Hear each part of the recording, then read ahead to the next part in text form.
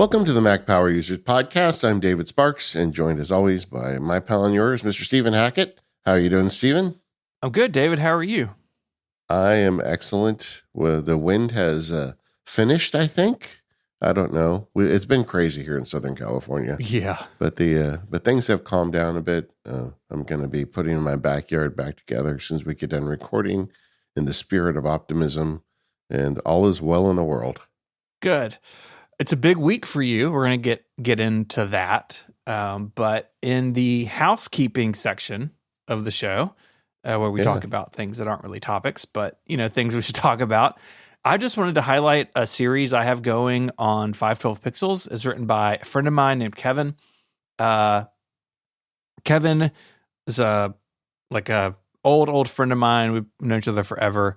And he's writing this series for me about this really interesting, computer history kind of corner that I don't like. It's not a circle that I travel in, but there are these groups or these companies that have put together old school DOS and Windows machines with components you can get today. So you can get a 286, 386.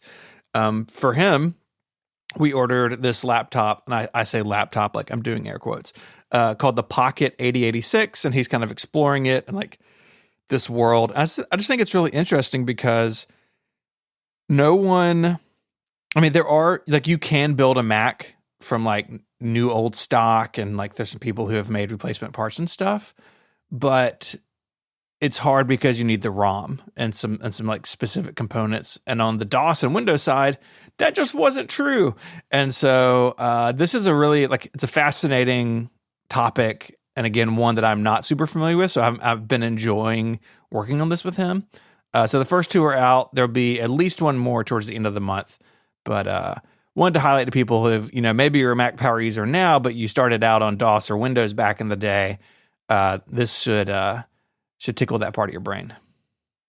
Yeah, just looking at these machines, this really does, it just works on me, right? I'm not really into the old PC stuff as I am into the old Mac stuff, but it is fun looking at the old spreadsheets, and boy, we've come so far with this stuff. Yeah, we were downloading Lotus Agenda. I was what are we doing? But but it is interesting, and there are people who really still care about this. And neither of these columns, I think a future one will, have even talked or touched on retro gaming, which is huge in the DOS and Windows world, much bigger than it is on the classic Mac kind of side of things, where people are building machines to play classic DOS and Windows games. It's really fascinating. Gaming story was better back then on PC. Well, it still is, but that's always been true. Yeah.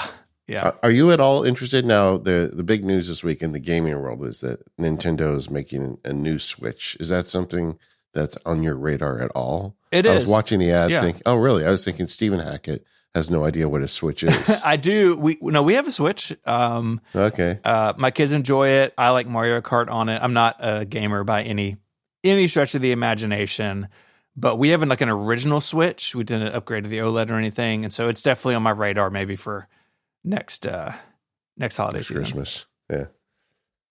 All right. Today on More Power Users, we're going to be talking today about the new Productivity Field Guide. And throughout it, I hinted at using some analog workflows, and I thought it'd be interesting to just kind of talk about that mix as a digital guy, where the analog stuff makes sense for me and where it doesn't, having played with it now for a year. So we're going to go into that in the More Power Users, which is the ad-free extended version of the show. We'd love you to bring you along on that. If you're interested, you can go to relay.fm/MPU and sign up. Yeah. So you've got a new field guide. Yeah, I do. The big one, Productivity Field Guide. I released it last year, and it was a successful release, and I felt like it really landed with a lot of people. We had an extended webinar series, and then I taught it to a bunch of college kids over the summer. And this has been a thing that's been kind of percolating with me for a while. But I learned so much in the first year, I wanted to do a 2025 edition. So I've been working on that for about the last 3 months. And now it is in the world. Yeah. Well, congratulations on shipping. We're going to talk all about it. We're going to circle back to the things that you've learned in the year since it's been out. We've got a link in the show notes for people to check it out. And if you are an MPU listener, there's a discount code. Yeah, MPU10, MPU10 gets you 10% off. That's a limited time launch discount. If you bought last year's version, there is a bigger discount for you, and you should have got an email about that. If you didn't, let me know. This new version is 70 plus videos, 7 hours, 140-page book, whole enchilada. This is the only one I make that has a book written as well as videos, so it's kind of interesting in that way. And then there's, as I sometimes do, there's a standard version where you get all that. And the plus version, you get a 12-week webinar series and access to the recordings from earlier webinar series we did in earlier versions. And I got to say, on this one, I really like the webinars. I feel like for a lot of people going through the course, the webinars really helped. Yeah. So consider that. I'm just really excited that it's out in the world now. You have a line in our Notion document that says, why this is my most important field guide. And I know you and I have talked about this offline, but why do you feel that way about this one? It's odd because I feel like I've done a lot of good work. I've taught a lot of people about technology over the years via the field guides. As a lawyer, I helped a lot of people with serious problems, but never in my life have I made a product that people would write me and tell me it was changing their life. And I got a lot of those emails with this one. And as a result, I put a lot of effort into it. I raised the price on this one simply because there's just so much time in it, and the webinar series takes so much time. But but not unreachable. It's $200 for the pro and $100 for the standard. Not thousands like some of these online courses do. But it's I think it's a reasonable price. But it really has a lot of effort and work behind it. But I feel like it's also really helpful to a lot of people. And I feel like this is the one I kind of want to be remembered for, to tell you the truth, when it's all over. Because, if you can help people figure things out, then maybe you're doing okay. Yeah. Yeah, no, I agree. And I think all those reasons really come through when you go through it. Like, you can feel your care in this. And it's just different. It's different than like you're going through Obsidian or Shortcuts. Not that you don't care and put yourself into those, but this is different, right? Yeah. I see more of my friend David in this one than I do in the others. If I can say it that way. It's very personal. The whole thing is very personal. But I feel like that's the only way you can teach it, because this is a very personal process that you have to go through. And I talked about this when I released the first version of it.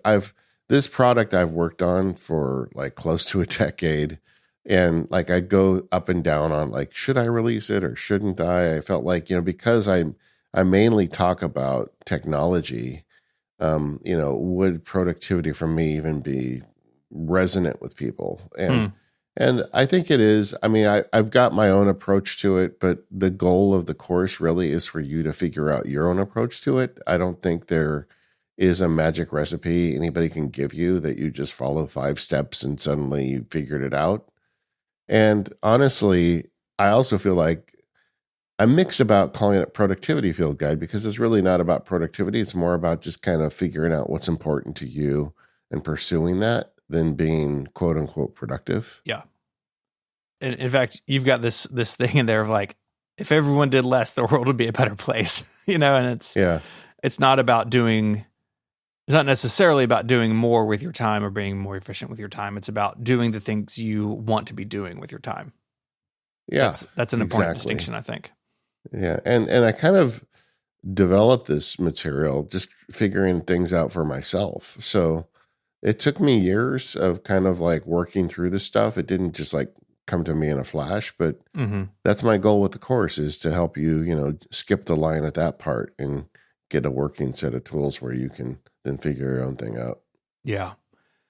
Another thing that is towards the top of the guy, which I really like, is that a lot of these ideas are not new. Like, you're out here like quoting the ancient Greeks and stuff. How did you get into that part of the world? That goes back to college for me. When I was in college, I was an engineering major and then switched to political science when I decided I want to go to law school. And somebody told me, if you want to go to law school, become a good writer. And so there was this one, like in the political science section of my school, there were different areas of emphasis. Like there was government and there was different, like, things you could study. Like people wanted to go get jobs as political scientists for corporations and do government relations and things like that. But I just wanted to become a good writer. There was one part of it called like political philosophy, and it was taught by this really kind of great professor that nobody liked because he would like sometimes get up in the exams and write the questions in Latin on the board. Just like this guy was rough and he made you read a lot. But I thought, that's the kiln for my, formation. And so I took it, and it was me and just a few people really that focused on it. But I just loved the ancients. We got into more modern philosophy too through him and kind of more politically bent. But the thing I always loved about the ancient philosophers was that they were asking questions that we still have not answered, but they were struggling with it. And I feel like modern philosophy, and I even said this in the book related to the course, it's just kind of modern philosophy is too woo-woo for me. It's like, do we live in a simulation? I don't care, whatever it is I'm living in, I want it to be good and happy. And that's the kind of stuff those guys were thinking about. So I've been reading that stuff for years.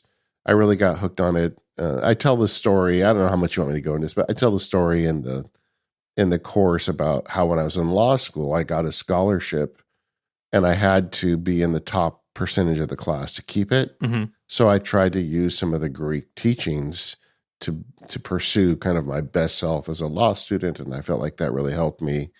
And then later in life, when I was a bit adrift, I kind of went back to that stuff, that old philosophy, and it kind of helped me sort things out. So the idea of this course is to explain how all that works, to give you something to maybe latch on to, but also get into kind of modern productivity technique too. It's kind of a weird dichotomy in the course. Yeah.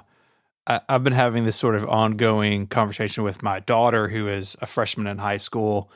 She's kind of starting to think about like what she may want to do in college and all that sort of stuff. And we're trying to like keep her from getting ahead of herself because she's definitely one of those kids. Like she's ready. Yeah. But we talk a lot about writing. She's a very good writer. She's honestly like, I read her stuff, it's like, you are better now as a freshman in high school than I am now. And I've been doing it professionally for a long time. Like I went to school for it. But that's one thing I've talked to her about. It's like, no matter what you want to do, because when you ask her on different days, it's all sorts of different things. Yeah. If you can write, you're going to have a leg up. And so like when you said that, like about writing in law school, like that's a specific example that she and I have talked about. And so many friends of mine who, we kind of finished up college 2008, 2009, during the recession. So many friends of mine who, graduated journalism school went into law school or went into other things.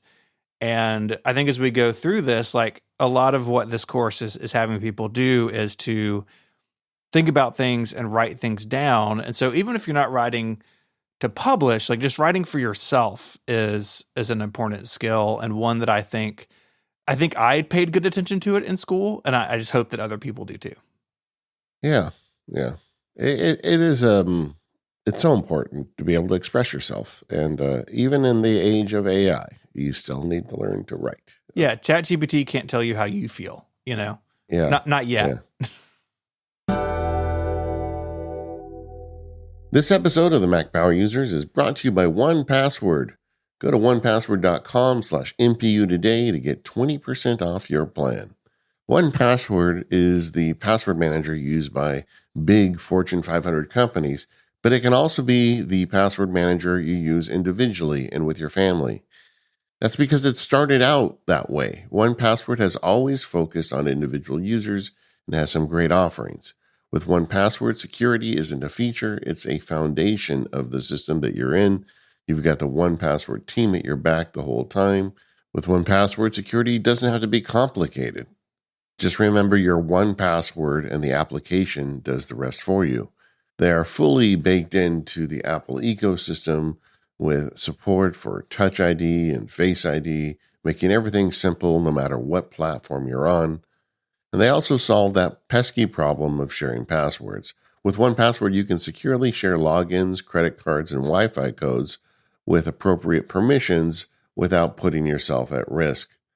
And my favorite part is Watchtower. When I get a notice from Watchtower that I'm dealing with a compromised website and I should change my password or skedaddle out of there, I just love that. I love that the 1Password team is always looking out for me, protecting my security on an internet that can be very hostile. So get the 1Password team at your back and your family's back. Go to 1password.com/MPU today. Get 20% off your plan and start protecting yourself now. Thank you, 1Password, for all of your support of the Mac Power users.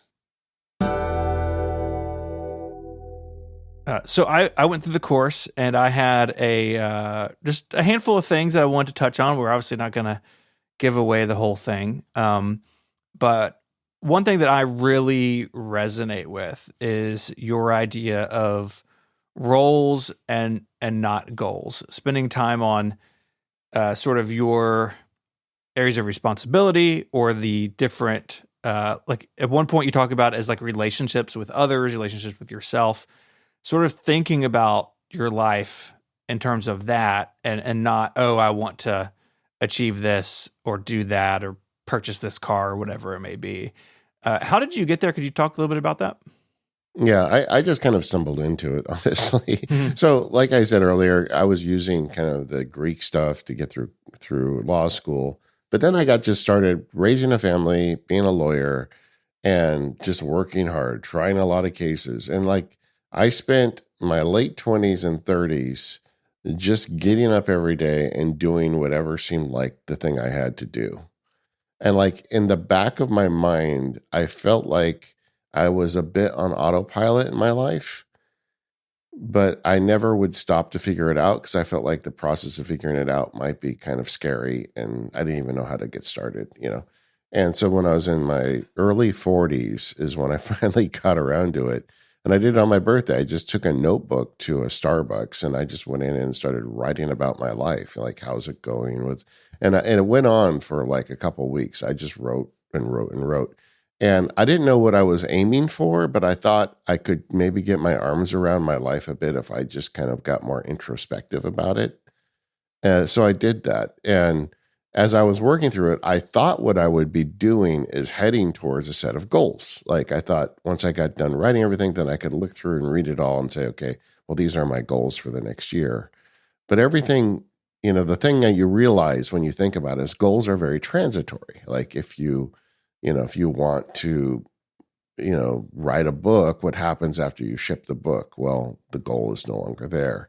And the thing I was writing about in my kind of my inner thoughts as I wrote through this was not really particular goals, but my relationship to the people around me, to myself, and to my work. And I realized, reading all that no, I think the foundation for me is not goals, it's roles. It's my role as a husband, a father, as a MacSparky, as a lawyer, as a healthy person, as a person who likes to learn new things. Those were the things I was writing about. So without really, without really understanding why, I gravitated to the idea of roles. So that was big to me. Like, okay, well, that's what I'm going to do. I should document them. So I started writing down a list of all the roles I have in my life.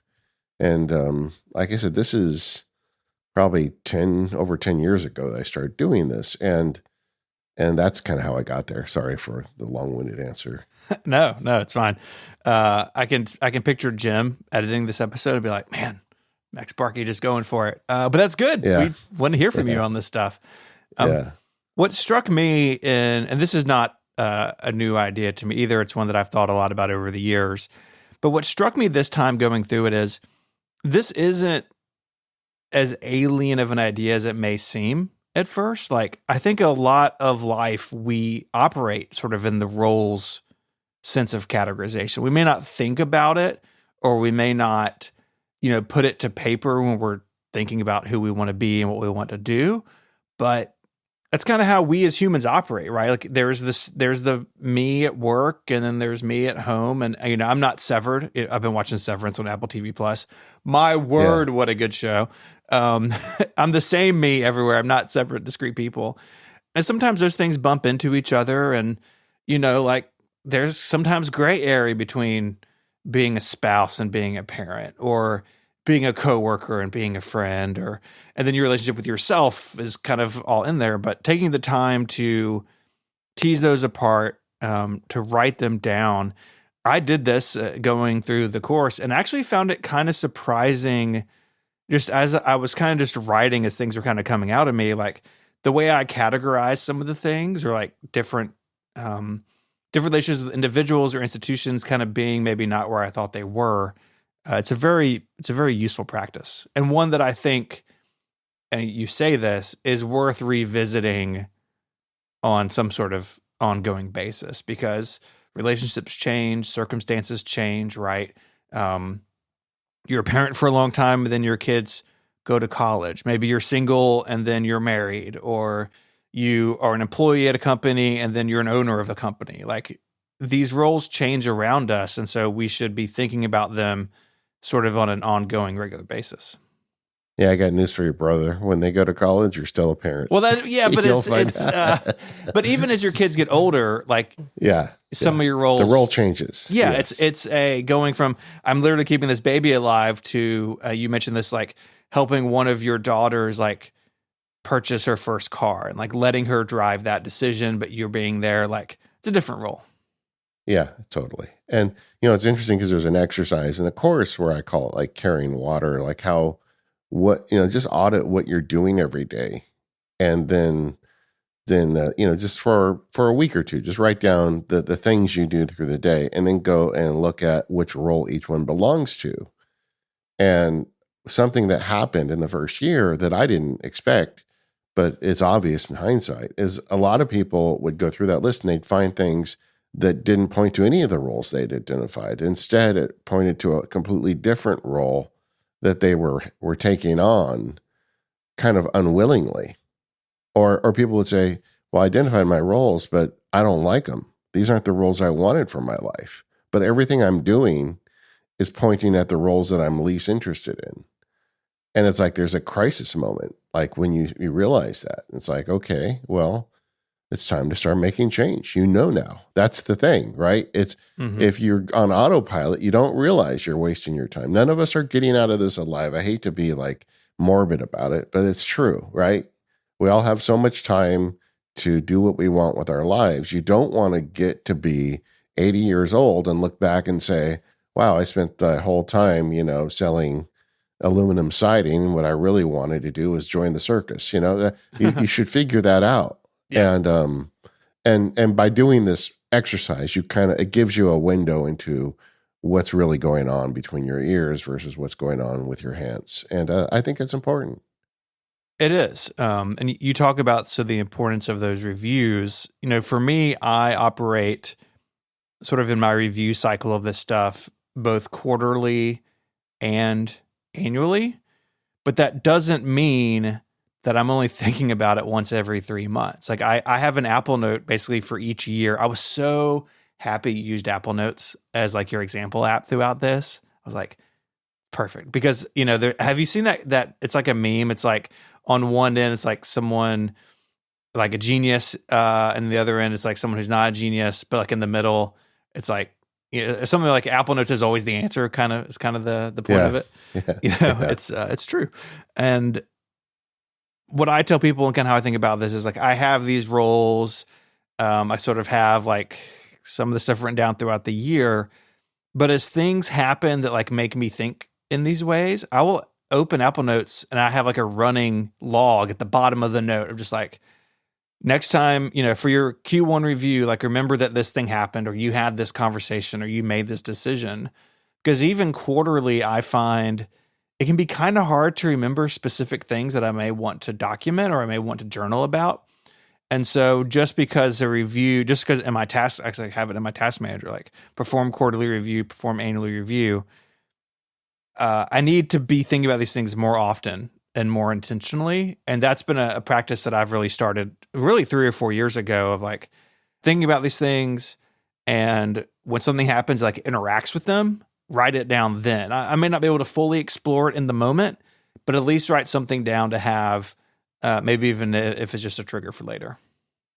Yeah. I mean, so on my spirit journey, right, when I figured this out, like what I had done in law school, saying I want to be the best possible law student, once I figured out the roles, I said, okay, well, how do you judge yourself on these roles? How do you actually get better at it? And to me, the answer was, well, you pick a North Star for each role. Like if I'm a husband, what's the best version of me as a husband? And that is, the Greeks had a term for it called arete, which was kind of like the excellence or kind of ideal self, and a lot of the writing I found about it, they talked about it holistically, like, does he have arete? But I thought, well, what if you applied it granularly to each role?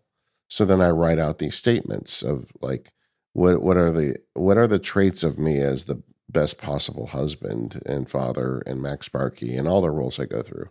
And it's a fun exercise to go through. But it's a North Star. It's not like you're judging yourself against that, but you're aiming for it. And then you bring reviews in, and then you go in and look at yourself and say, okay, well, in the next quarter, like I really want to focus on this element of being a parent. I really want to help them with this one big problem. And that's how I fulfill my arete as a father, and then that gets to what you were just saying. You have to do this on a regular basis in order to keep yourself in check. Like if you just think about this stuff once a year, you're going to get somewhere between 1 and 50 of those reviews the rest of your life, right? If you do it quarterly, multiply that times 4. It's just so much better to do this more often, because it's those repetition cycles. It's those, going through and saying, I said I was going to do this thing for my kids and I didn't do it this quarter. How come? Was there a good reason, or did I just kind of fall off the wagon here? Okay, well, next quarter, I'm definitely going to do this, and I'm going to write some tasks in OmniFocus or reminders or whatever. And I'm going to write in my little book here why that's important to me. And it's going to become a thing.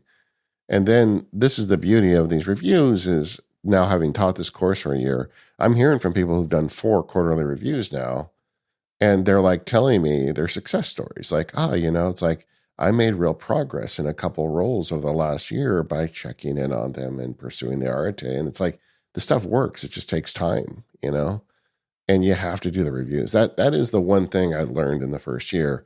For the people who actually were successful with the course materials versus the people who kind of fell off the wagon, it's all the reviews. If you do the reviews, if you keep checking in on yourself, then it starts to become fun, because you start to see your improvement. Another bit of ancient Greek influence here is the Aristotle quote, "You are what you repeatedly do." How does that fit in? Yeah, I think it's just such a universal truth, right? I mean, we all want to talk about the roles and the arete, and the fact is, it's not enough to talk. You have to act. Eliza Doolittle from My Fair Lady, don't give me words, show me. Aristotle, You are what you repeatedly do. This is a thing that we've heard a lot. In fact, Viktor Frankl, I opened the book with a Viktor Frankl quote about, the meaning of life. And his answer is, we shouldn't be asking the question. We actually are the answer to the question. It is what you do. That's the meaning of life. It's we who are being asked. Our lives are the answer. So I know this is heavy for a tech podcast, but the fact is, you can't sit around and talk about this stuff and gaze at your navel. If you want to act on a role, you've got to go out in the world and get better at it. Yeah. Like the simple example I use in the show was, I've got a friend who's also into woodworking. He heard I make furniture. He came over. He wanted to see my shop, and I was showing some of the stuff I made. And I started asking him, like, so what are you doing? And he's like, well, I'm watching this YouTuber and that YouTuber, and I bought a new plane and I bought this. I'm like, yeah, but what have you made? He's like, well, I haven't got there yet. Yeah, I haven't made anything yet, but I'm just like buying gear. I'm like, you got to stop and just go out and make a birdhouse, or you got to make something. Yeah. You can't fall in love with the idea of it. You actually have to do it. And it's a silly example, but it's true. Oh, yeah. I mean, I think it's true in a lot of creative endeavors, right? It's like, oh, I'll start my blog when I perfect the website design, or I'll start the podcast once I get the gear, or I'm going to buy a really expensive camera and then start my YouTube channel. Like, at some point, it's you got to do it, or it won't ever happen, right? Like, I think we've all been in situations like that where we drag our feet and not actually do the thing. You know, one of my daughters, at this point, she's a UCLA graduated professional playwright. She gets paid to write plays. But when she was in high school, she says, I think I want to be a playwright. I said, okay, go write a play. I mean, don't talk about it, do it. And she did. So that was good. But so that's part of this, how it all fits together. It's like, once you kind of figure out who you want to be, what you're aiming at, it's not enough to just write that down. You got to go out and do something. It's a silly and it's obvious, but I think in the modern world, particularly, I think it is very easy to get caught in the trap of actually not doing anything. I think so too. I think there's a pretty common example of this, or famous example of this, of like, I want to start journaling, but I don't want to crack open this notebook for the first time in case I stop journaling, right? Yeah. Like, I want my rules to be perfect on the first time out. I want to fully like flesh these out exactly right. And the truth is, like, you've got to start somewhere. And a lot of these things are lifelong progress type things, right? Sometimes it's really concrete, like, hey, I need to have a conversation with this person. I need to make this right. I need to change this thing. But a lot of this is sort of the gradual, habitual kind of slow burn stuff too. Yeah, I mean, one of the problems people had going through it the first time was the way I do roles in Arete. It's like you're defining the perfect version of yourself as that. And people would say, well, I'd get to the quarterly review and I'd see that I hadn't done it. I wasn't the perfect version. So, it was disappointing. And I had to tell them, you're getting it wrong. That Arete is what you're aiming for. It's the compass direction. What you're judging is, are you closer now than you were 3 months ago? You only compare it to yourself. And it seemed obvious to me, but that's because I had internalized it. I never said it out loud. But yeah, you're pursuing that stuff. You're heading that direction. But it's very uplifting if you see like you're aiming towards this cool thing and you got a little closer this month. But yeah, there's subtleties to all of this. But, a personal reflective approach where you're thinking about what it is you're doing with your life, and you do that on a regular basis, whether you look at Dusty Old Greeks or watch my course or not, that can only help.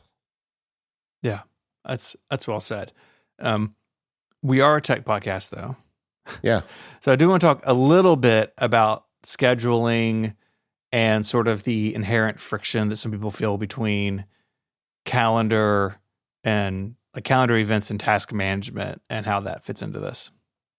Yeah. Well, I mean, that's kind of the fun. The course actually has a tipping point where it goes from theoretical to tactical.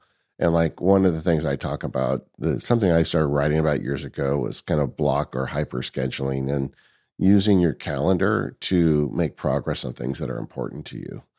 And, the simple version of that story is like, if you really want to, get started to join the circus, you got to spend some time every day practicing being a clown or whatever, right? You got to put time into your life for the things that you want to pursue. So if you know what your roles in Arete are and you have specific goals arising from that, and they're not happening, then you got to go to the calendar, because, time is finite and tasks are infinite. So you got to take that finite resource and carve some of it out for that stuff. Yeah. A really simple and sort of cliche example of this, I think, is if in talking about a role with yourself, a better version of myself is one who is, more physically fit, right? A very common example, but I'm using it because it's common.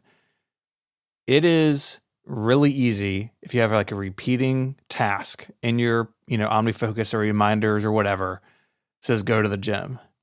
But I have learned if that is a calendar, if that is on my calendar, it is not only much more likely to happen, but if it's not going to happen, it feels like more friction to make that decision than just checking it off the to-do list, right? Absolutely. I got to remove it from my calendar, or I have to change it, and like that is a really simple example, but I think a really critical difference between these sort of like two ways to keep up with things is that if you have committed time to it on your calendar, it is heavier in my mind. It means more. And like you said, time is the resource that we don't get any more of. It's slipping through our hands rapidly. And so if I want to take something seriously, it's got to be on the calendar. It just has to be. If you have a 24-hour day, like let's say 8 of it goes to sleep and 8 of it goes to all the other nonsense, you've really got 8 hours in which to like accomplish something each day. And if you take one of those hours and say, I'm going to contribute that to my health, I'm going to go to the gym for an hour. That's a commitment. That's like a contract with yourself. It feels more important than it does if you just write it down on a list. Mm-hmm. So, and also when you put it into future days, you plan around it. Like Stephen says, let's record the show on Wednesday at 7. No, I can't. I got to go to the gym. It's already in here. So you protect it more too. Yeah. It's just, calendars are great for making dentist appointments and writing down birthdays, but they're also good for getting you to work on the important stuff that always slips through the cracks. Yeah, absolutely. And that's not about an app or like a shortcut or workflow. It's sort of the big picture thing. Yeah, I mean, the way I've kind of evolved it, and I talked about this in the OmniFocus Field Guide, but is I try to think now as task lists, more of a list of lists. And I use the calendar to drive tasks as well. And there's a video on this in this new productivity course, but the idea is I call it kind of like block-based task management, where you say, okay, well, every Wednesday at 2 p.m., I'm going to give 2 hours to the Mac Power users. And in that time, I'll go in and I'll work on the outline. I have a little admin list for the show if there's any admin stuff I need to take care of. And, maybe I'll record an ad and I'll spend 2 hours getting the show ready and working on whatever needs to be done related to the show. And that, let's say that list has 20 items on it. And in 2 hours, I accomplish 8 of them. Great. Well, those remaining 12 items will be there next Wednesday when I go into that block again. Yeah. And I don't think about it like I have to do all 20 things. I just say, okay, well, I've given this thing 2 hours of my life. I'm going to do as much as I can in those 2 hours.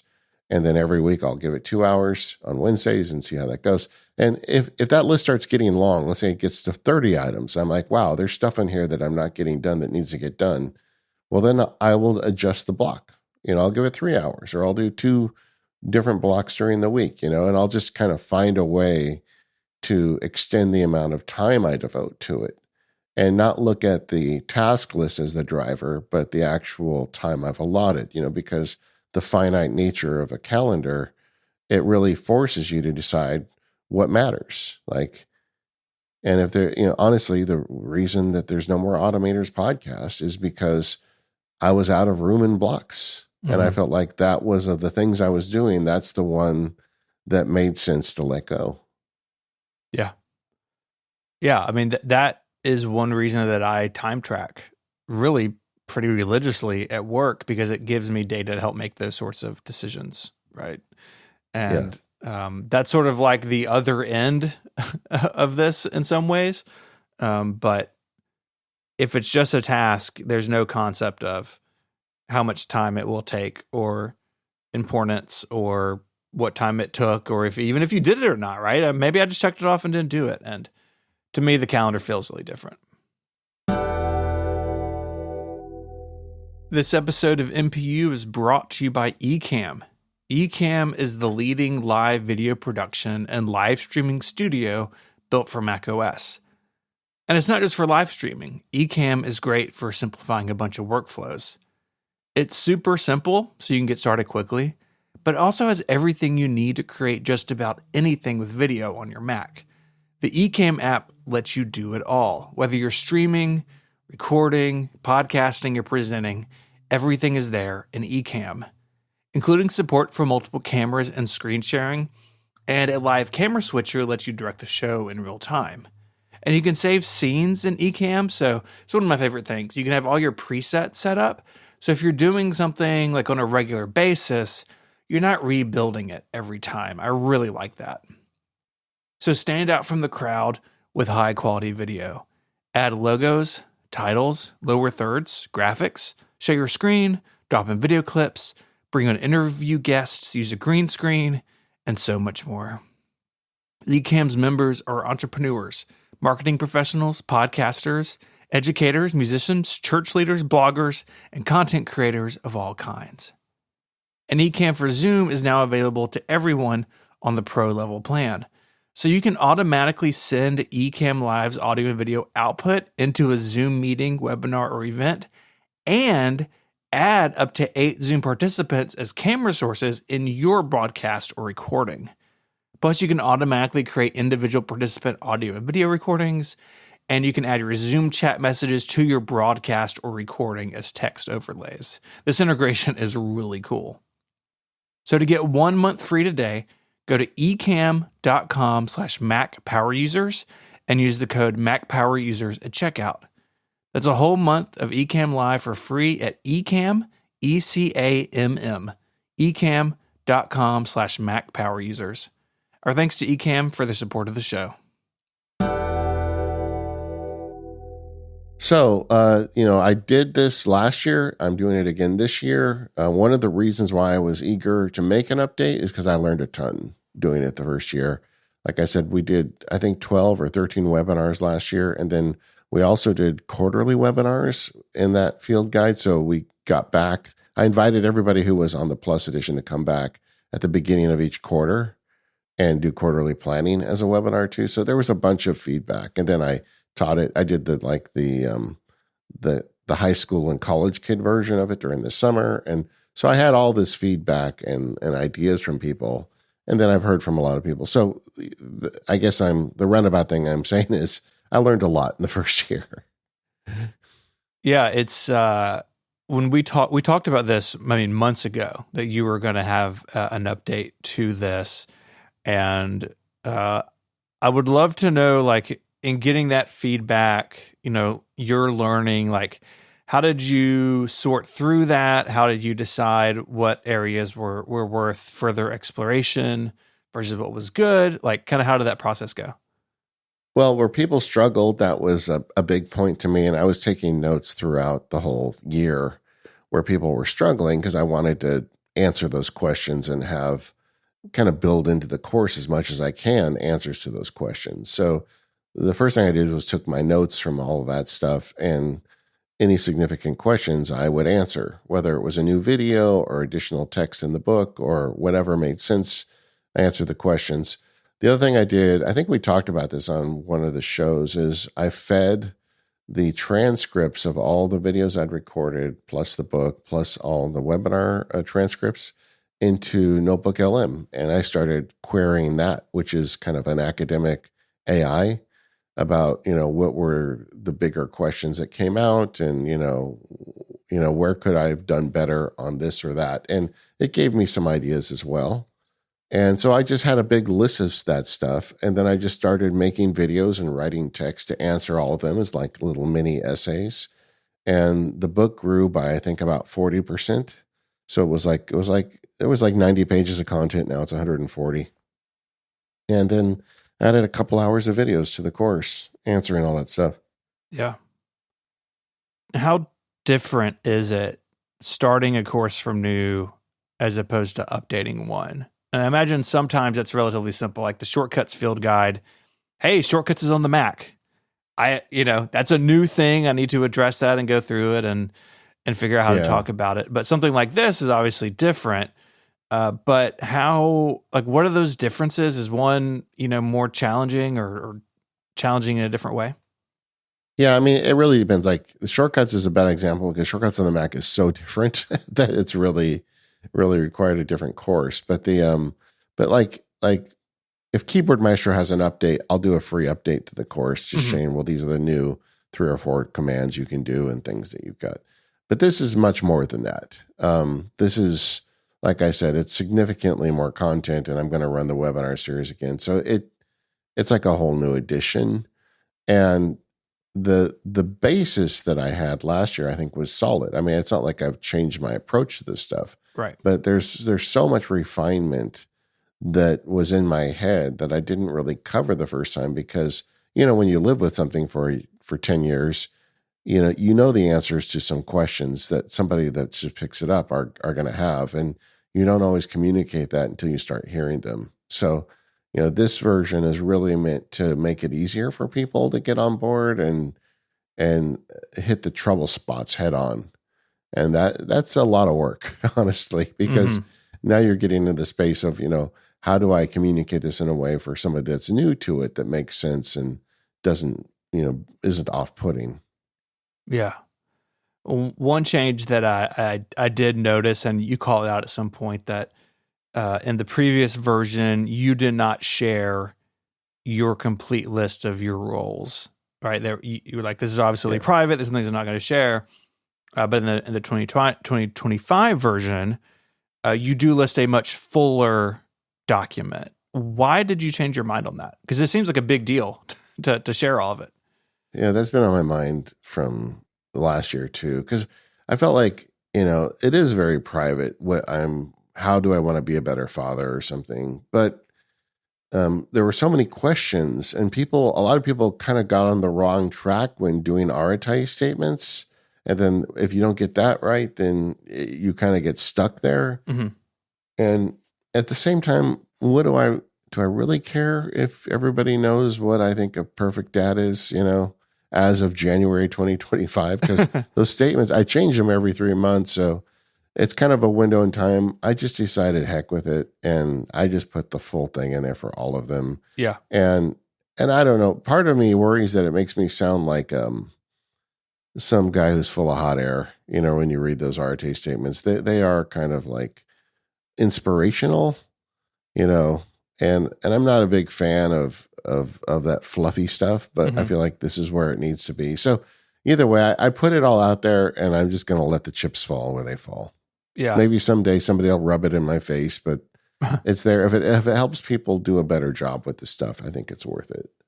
It's interesting. My impression of it was actually the exact opposite, is that it helped ground this more in reality. Like, I didn't think, oh man, Sparks is really like kind of fluffing this up into something. But no, like these are actually like concrete things and things that people can relate to and connect to. So my expectation is that people will really appreciate your fuller list. And I think people will resonate with a lot of it. Yeah, I didn't edit anything. It was literally block and copy. And that's great. There it is. Yeah. I was a little curious about that. I was like, is there a secret? But then I figured, nope, he said he was doing it. I believe what David says. So, in fact, I blocked and copied it without reading it again intentionally, because I felt like if I read it again, I would find myself cutting things. Yeah. We talked a little bit about this earlier in the show, but this is a really different type of content than what you have traditionally done, right? Like you're Max Sparky, you're talking about AppleScript and OmniFocus, and this is this comes out of a more personal side of you. Was that hard a year ago to kind of like break that wall down? Does it still feel weird? Like, and then I have lots of questions about like, how do you reach an audience beyond your Apple nerd circle? Like, do you feel like you've been sort of backed into a corner with your other content? Like, kind of talk through your thinking around that, because that is something that I feel like I struggle with sometimes, with like, oh, like I'm the Mac guy, right? Like I've been writing a podcast about this for a long time, and that's fine. Like I've carved out a corner of the internet for myself that pays the bills, but sometimes I do look at like other areas I'd want to explore content wise and be like, well, people don't expect that from me. It would be weird to talk about that on a show. It'd be weird to write about it. So I sort of just don't. But you broke that barrier this time. How is that? Well, yeah, and I kind of crawled my way there. Like this stuff has been on my mind my whole life. Like when I was a kid, I read the Dale Carnegie book. So I've always had a foot in this kind of productivity type space, but I also have always been kind of skeptical about it because so much productivity literature is just snake oil. And I really didn't want to be part of that, what I call a racket, But I felt like the system I came up with, and maybe it is just because I'm relying on a lot of old philosophers to kind of give me a guidance on this stuff. It just felt more serious to me, and it really worked for me. And I had shared it with a few people over the years. Like there was a listener, a friend who's now become a friend, who was telling me how he used to like watch the screencast and he'd see little pieces of like my roles in Arete and things I did where I never really explained it. And like he said, you could almost puzzle it together watching some of the stuff you did as MacSparky, but you never put it together until this course. And so it's always been something I've done, but I was very nervous about going out there and releasing it. Not because I thought people would say, oh, you're bad now, you're making productivity stuff, but because people would be like, well, who are you to even talk about this? And, why, what gives you any sort of authority? There's a lot of smart people writing about productivity. Why should I listen to you? And my approach to it has always been, well, you really shouldn't listen to me or anybody. You should make up your own decisions. But here is some stuff that I found that helps, and maybe this will help you along the way. And once I kind of accepted that and got over, the fear and released it last year, well, I've got a few of those emails from people, saying that this is out of my lane and I shouldn't do it. But I've got a lot more emails from people saying, oh, thanks so much. Me and my wife went through this together and now we're closer and things are working better. And this was something that we needed. And I've heard that from a lot of people. I had people write me who went through it, and then they're like, I'm putting all my employees through the program. So now we're going to, so it's like types of people dealing with change that are, it makes me very, very happy to feel like, yeah, I'm helping people out that way. I've heard from 15-year-olds who are using it. I heard from 87-year-olds that are using it. And a lot of people take it and they change it up a little bit to fit their kind of lifestyle or what they do. Yeah. But if it helps people be a little more mindful and get more out of life, and, kind of to get to the morbid idea that one day, you're going to be at an end point, but you get there and you feel like it was a life well lived because you did some of these techniques. Well, I mean, what more could I ask for, really? Yeah, definitely. Of course, it's in hindsight now that I've gone through this twice, but your career as MacSparky, and you talk about this as one of your roles, you are somebody who is a learner. You want to learn and grow. And dude, like that is the MacSparky ethos, right? Like you were at your best content-wise in the Mac space, the Apple space. When you were taking complex things, you understand them and then you communicate them to your audience, right? Like that's the backbone of this podcast. It's definitely the backbone of your website. And so how I see those things put together is your career flows out of that, right? And so it's natural for you to kind of circle back and talk about these things. And when you say that this has been on your mind for a really, really long time, it's like, yeah, I totally believe it, because even though you weren't talking about it, I totally agree with that feedback. You can definitely see it in the things that you do. It's great. Yeah. Well, thanks. Well, it's the new edition is out, and I'm really proud of it. So I hope you guys dig it. This episode of the Mac Power Users is brought to you by Jelly, a better way to share an inbox. Get 15% off your first year. Go to letsjelly.com/MPU. Jelly is the best way for small teams to share an email inbox. Be clear who is going to reply to a conversation and have private discussions with your team right alongside the emails you receive. And what's particularly wild is Jelly is priced per team rather than per person. One price for your team, unlimited team numbers, no need to worry about the cost of adding one more teammate to the mix.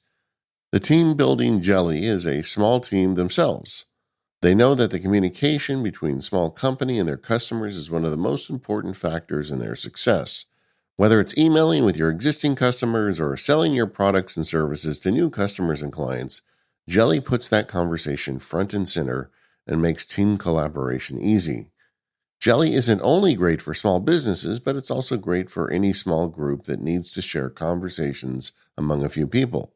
Nonprofits, community groups, user groups, and more are already using and loving their shared inbox in Jelly.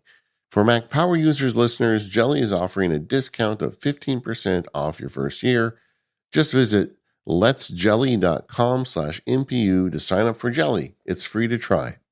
If you decide Jelly is for you, use offer code MPU15 when signing up for a plan, which again is priced per team. One more time, visit letsjelly.com/MPU with offer code MPU15. And our thanks to Jelly for their support of the Mac Power Users and Olive Relay.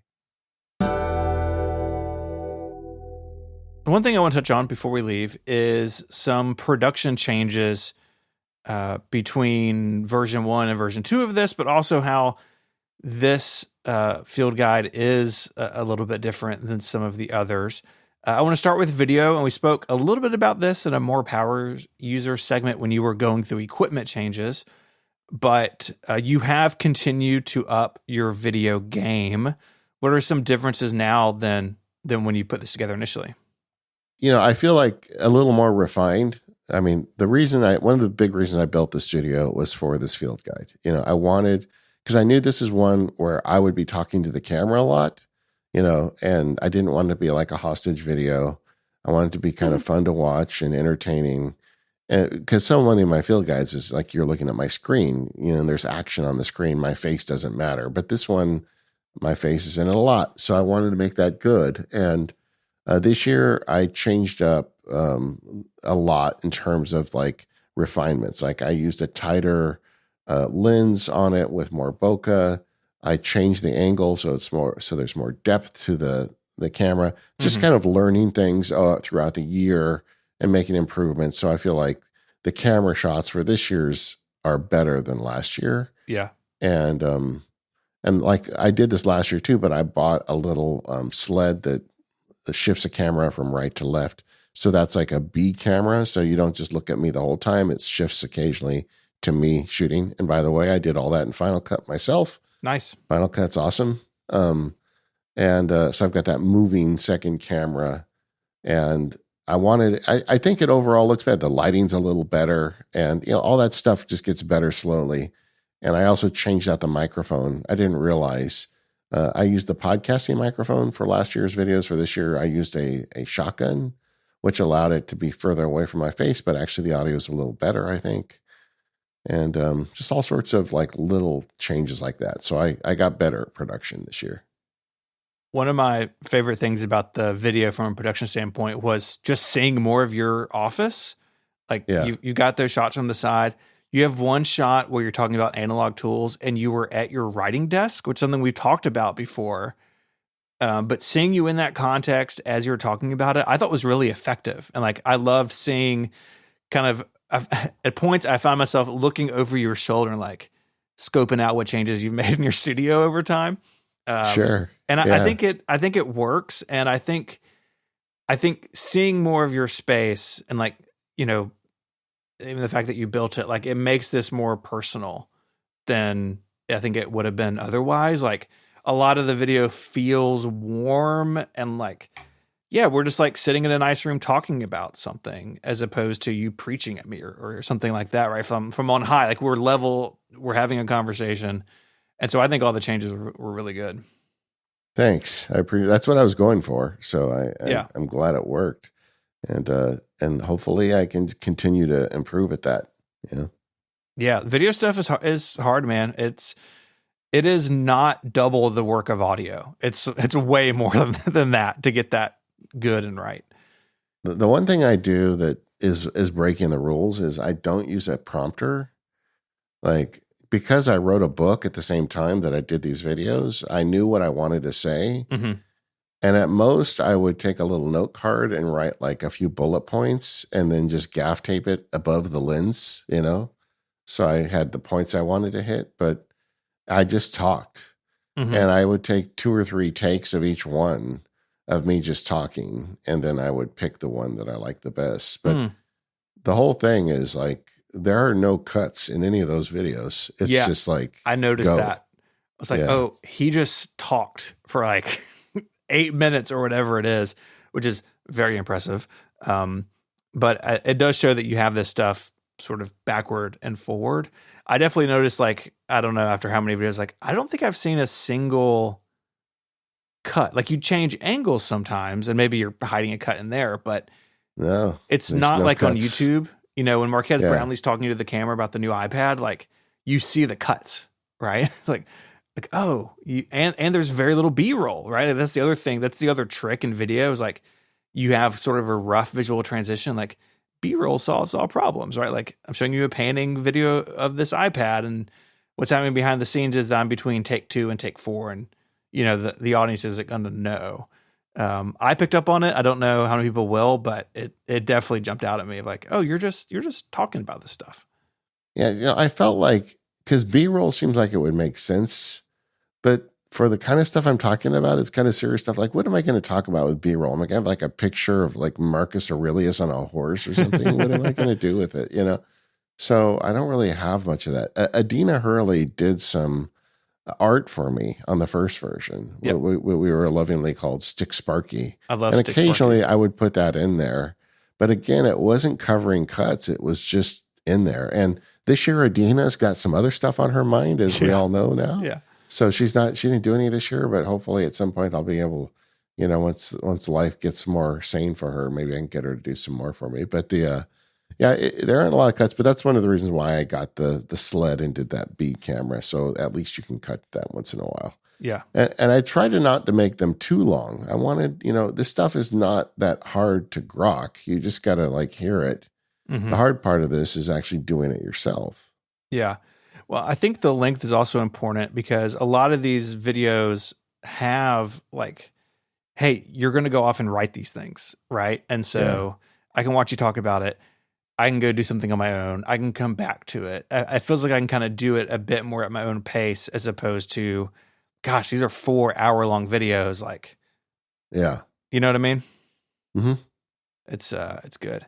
We've mentioned the book several times, and I want to talk a little bit about the production of that because best I can tell and remember, it's been quite a while since you've done like a book, right? Like back in the day, you were doing a lot of them. We talked about iBooks Author and how it went away in 2020. But why a book for this one? And then could you talk a little bit about the production of it? Like I assume you're using Pages, but then you also have like a PDF and 2 EPUB versions. Like how does all that go together?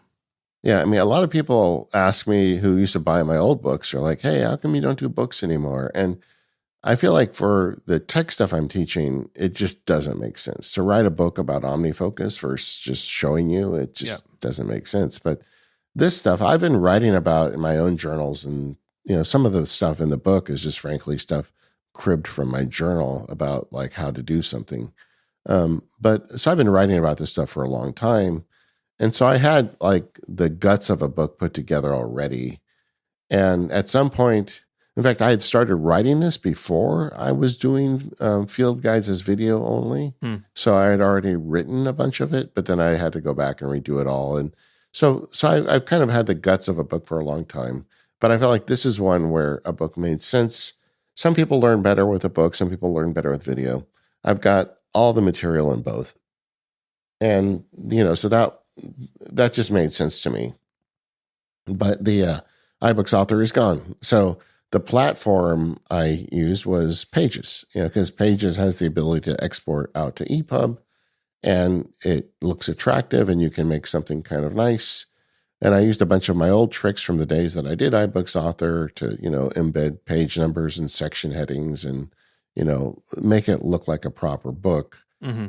And that really grew a lot this year because a lot of the questions people had, I wrote like little essays in the book about how to deal with those problems. and those are sprinkled throughout the book. Yeah. Yeah, I think having both is good. I texted you when you sent it to me. It's like, oh man, this cover brings me back. Like it's sort of like classic Max Sparky design. Yeah. It looks Thanks. great. The book really looks good. I love the way you did. This is such a silly thing, but I love the way you did the pages at the bottom of the page, where you have the like it's as a way to get the chapter name into it. Just it's really good. Well, thanks. From you, that means a lot because I know you really are into kind of book design, and I appreciate that. Yeah, I'm really good at calendars too. Yeah. a skill that I picked up over the years. Yeah. But again, I just want to make it easy for the customer. So there's a PDF version, and then there's an EPUB version. It's like and I did it as a fixed EPUB version because I liked the design of it. I wanted to stick. But then I started getting messages from people saying, well, I'm sight impaired and the text is too small. Can you get me a version where I can change the point size? And I realized, okay, I have to get over my precious self. And I made a third version at what I call a reflowable EPUB, where like all those chapter things are removed because it's just reflowable text. And you put it into an EPUB like Apple Books or whatever. Yeah. And then you can make the fonts big, you can change the fonts, you can make it dark, make it white. And then, kind of the design elements go out and then it becomes more of a kind of a traditional EPUB. So all three versions are in the course, whatever you want, it's there. Are both of those EPUB options, is that directly out of Pages or are you having to use some other software in between? No, they're both out of Pages, but I had to fork it. Like once I said, okay, this is it. And I printed, I'm holding up air quotes, printing the fixed version, then I saved a copy called Reflowable, and I had to take some of the elements out of that one. Okay. Because in a Reflowable, like that thing you were just talking about, where it has the chapter and page number at the bottom of each page, that shows up in a Reflowable PDF or EPUB if you leave it there, and makes no sense to be there. Yeah. Because now it's reflowable. The page numbering doesn't matter. Yeah. And so I had to go through and take that out of 140 pages and some other stuff. But it all came out great. Yeah. It all looks really good. And I'm always interested to hear how these things go together. And I think for this content, a book makes total sense. I totally agree with you. For the technical stuff, being able to have a video where I'm seeing you do it on screen is huge. It's so important. Now I know it's a lot of work, but so is like making a bunch of screenshots and putting them in a book, and then you have to like explain the screenshot in text, which it gets out of hand really quickly. There was a period of time where I was doing a lot of like documentation, like technical process writing, and it's like, God, if I never make another screenshot and explain it again, I'll be happy. Yeah. When I wrote those books for Wiley Press, the Mac at Work and iPad at Work books, like they would give you, like they say, okay, you're allowed to have 4 screenshots to explain this, and it's like, are you kidding me? Yeah. And so videos are the way to go for that stuff. But this is more hippie. There's a lot of stuff in here. Like I said, the first half of all of this is about finding a foundation, figuring out who you are and what it is you want to do. And then the second half is the tactical part. And for the first half, there's really no videos. And like you said earlier, I really try to use basic apps whenever at all. I mean, I think Notes is the main app I use for all of the video screencasts that involve screencasting, because I didn't want people to look at this and say, oh, now I got to learn Obsidian, or now I got to go buy a fancy task manager. No, you can do this stuff with a pad of paper. It doesn't matter. Any concluding thoughts? I know we've talked about a lot of it, but is there anything else you want to share? I'm just, you know what? I'm just really proud of this work. I'm always proud of the stuff I make, or I wouldn't release it. But this one in particular is the one for me. It's the most important one. And for some people, it's not going to appeal to you at all, and that's fine. Don't worry. I'll be back in the future with a field guide about something nerdy. Don't worry. But in terms of like helping people answer big questions and make progress on their life, this is it. This is the one I'd like my grandkids to read. Well, again, congratulations. Listeners, go check it out. The link is in the show notes. Don't forget the discount code, MPU10 will get you 10% off. And we're recording this a little before the launch. It'll be out after the launch, but man. No, that's not true. I'm going to have it turned on, even though the word isn't going out to the world until after the show publishes. Okay. Mac Power Users listeners, you can get in there right after the show. Okay. Yeah, you can get weird time stuff because we record on Tuesdays. But I'm sure the launch is going to go great. And again, congratulations. Thanks, Stephen. And thanks, everybody, for all your support on this and all the great feedback and everything over the first year. It just means a ton to me, and thanks a lot. We are the Mac Power Users. You can find us at relay.fm/MPU for feedback and membership. Thank you to our sponsors today, 1Password, Ecamm, and Jelly. And for you more power users, stick around. I'm going to explain this whole analog thing a bit more. Otherwise, we'll see you next week.